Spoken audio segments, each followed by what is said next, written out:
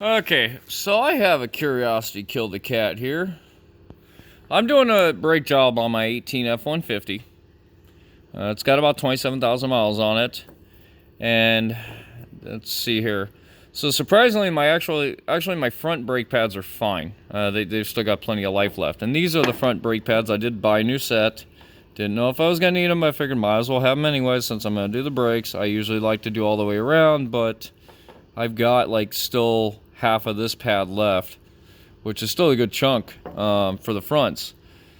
And then the rear brakes, as we can see, that's one of the old sets. That's a new one. And I'll put those side by side here so you can see. Yeah, the rears need to be done. Now this has that electronic parking brake deal.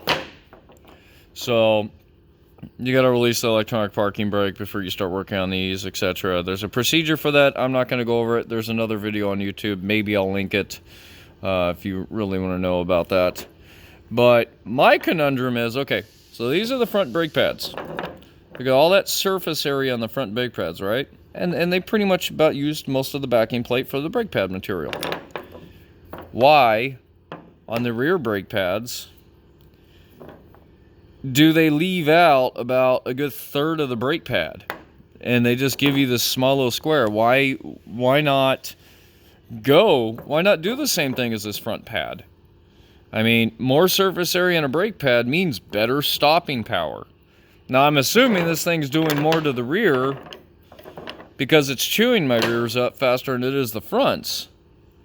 But maybe that's also why my fronts aren't worn down yet, and my rears are. But it just makes me wonder, Ford, why do you design a brake pad like this instead of designing it, like you guys did the fronts? It's not making a whole lot of sense to me. I wonder if anybody out there knows why they do this. Maybe somebody's got an answer to this. Somebody did suggest to me to maybe go aftermarket and get an aftermarket pad that may be better. Truck's still under warranty. I don't want to mess with aftermarket stuff yet. Once the warranty's up, I may look into that. Because, come on, you guys could have given me more brake pad. And these things cost, I think, for both sets, I spent $150. So, that's these pads I think were like 80 or 70 or something like that.